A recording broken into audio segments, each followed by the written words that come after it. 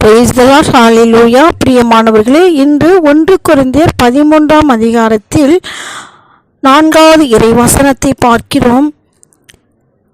பவுல் அடிகளார் அன்பை பற்றி தெளிவாக நமக்கு விளக்கம் கொடுக்கக்கூடிய ஒரு அதிகாரம் 13ஆம் அதிகாரம். அன்பு என்பது என்ன அப்படிங்கிறது நல்லா அழகாக இதில் வேதத்தில் பார்க்கிறோம். நான் மானிடர் மொழிகள் வானதூதர் மொழிகள் பேசினாலும் அன்பு இல்லாத செய்த எதுவுமே அது ஒலிக்கும் வெண்கலமும் ஓசையிடும் தாளமும் போலாவேன் என்று சொல்லப்படுகிறது.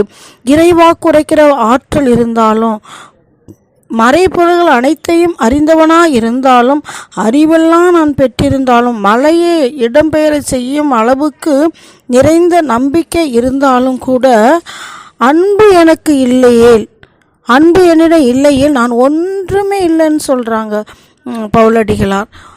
என் உடைமைகளையெல்லாம் நான் வாரி வழங்கினாலும், என் உடலையே சுட்டரிப்பதற்கென ஒப்புவித்தாலும், என்னிடம் அன்புங்கிறது மட்டும் இல்லைன்னு சொன்னால் எனக்கு அது ஒன்றுமே பயன் இல்லை அப்படின்னு சொல்கிறாங்க.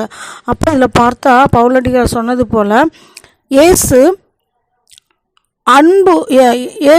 பொறுமை உள்ளவர், இயேசு நன்மை செய்பவர், இயேசு பொறாமைப்பட மாட்டார், இயேசு தற்பகழ்ச்சி கொள்ள மாட்டார், இயேசு இருமாப்பு அடைய மாட்டார், இயேசு இழிவானதை செய்ய மாட்டார், இயேசு தன்னலத்தை நாட மாட்டார், இயேசு எரிச்சலுக்கு இடம் கொட மாட்டார், இயேசு தீங்கு நினைய மாட்டார், இயேசு தீவினையில் மகிழ மாட்டார், இயேசு உண்மையில் அவர் மகிழ்வார், இயேசு அனைத்தையும் பொறுத்து கொள்வார், இயேசு நம்புவார், இயேசு அனைத்தையும் எதிர்நோக்கியிருப்பார், இயேசு மன உறுதியுடன் இருப்பார்.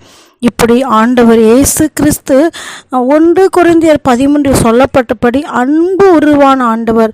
அன்பு இல்லையே இந்த உலகத்தை அழிச்சிடுவேன், இந்த அன்பு இல்லாத மனிதர் வாழ முடியாது.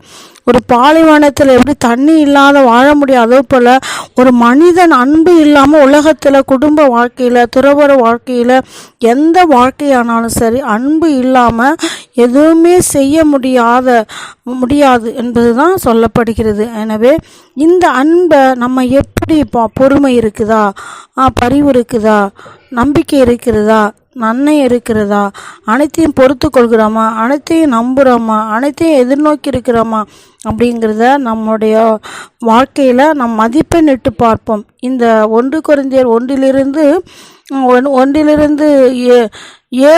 உள்ள இறைவசனங்களை, 1-7 வரை உள்ள இறைவசனங்களை நீங்கள் வாசித்து, இயேசு அன்புள்ளவர், இயேசு பொறுமையுள்ளவர், இயேசு கோபப்பட மாட்டார், இயேசு ஏமாற்ற மாட்டார், இயேசு இழிவானது செய்ய மாட்டார், இயேசு ஒழுக்கக்கேடாக இருக்க மாட்டார், இயேசு ஒழுங்கிமை ஏற்படுத்த மாட்டார், இயேசு ஏமாற்ற மாட்டார், இயேசு திருட மாட்டார், இயேசு பொய் சொல்ல மாட்டார், இயேசு நம்பிக்கை துரோகம் செய்ய மாட்டார், இயேசு பிறரை துன்புறுத்த மாட்டார், இயேசு பிறரை காயப்படுத்த மாட்டார், இயேசு சொல்லி காட்ட மாட்டார், இயேசு பிற பெயரை கெடுக்க மாட்டார், இயேசு அவங்கள குற்றப்படுத்த மாட்டார். அவங்களுக்காக இயேசு எப்படி இருப்பார் அப்படிங்கிறது இருக்குது. அப்போ நான் இதில் எப்படி இருக்கேன், ஒரு கிறிஸ்தவன், ஒரு கிறிஸ்துவை சார்ந்தவன் நான் எப்படி இருக்கிறேங்கிறத இந்த வேத நூல்கள், இந்த வசனங்கள், இந்த அதிகாரத்தில் நமக்கு அன்பை பற்றி கூறுகிறது.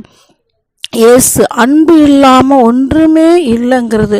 நம்மள்கிட்ட எவ்வளவு திறமை இருக்கலாம், அழகு இருக்கலாம், குடும்பம் எல்லாமே இருந்தாலும் அன்பு இல்லாத ஒருத்தருக்கு நீ நன்மை செய்தாலும், அன்பு இல்லாத நீங்கள் ஒருத்தர்கிட்ட பேசினாலும் அது மதிப்பு கிடையாது, மதிப்பே இல்லை.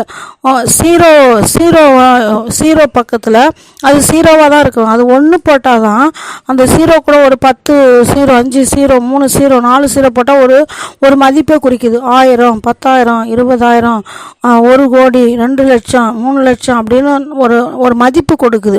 அதுபோல் இயேசுங்கிற ஒரு அன்பு அதில் போடலைன்னா நீ ஜீரோ தான் நம்ம இருப்போமோச்சு, மதிப்பு கூடாது. ஏன்னா இயேசுவை நம்ம வாழ்க்கையில் இணைப்போம். நம்ம மதிப்பு உரியவர்களாக நம்ம மாற்றுவதற்கு அன்பு தேவை. எனவே அன்பினால் நாம் கட்டி எழுப்பப்பட வேண்டும். நம் திருச்சபை, நம்முடைய செயல்பாடுகள், நம்முடைய சிந்தனை, சொல், செயல்கள் அனைத்துமே அன்பை சார்ந்ததாக இருந்தோமானால், அன்பே உருவான இயேசு நம் அகிலத்தையும் ஆசீர்வதிப்பார். அகிலமும் மகிழ்ச்சியுற்று இருக்கும். அகிலம் முழுவதுமே அரவணைக்கப்பட்டிருக்கும், பாதுகாக்கப்படும், பராமரிக்கப்படும், உதவி செய்யப்படும். ஆனந்தமாய் இருக்க முடியும் என்று அன்பு நமக்கு கற்றுக் கொடுக்கிறது. இந்த அன்பை நாம் பிரதிபலிக்க இதை வாசிப்போம், தியானிப்போம், செயல்படுவோம்.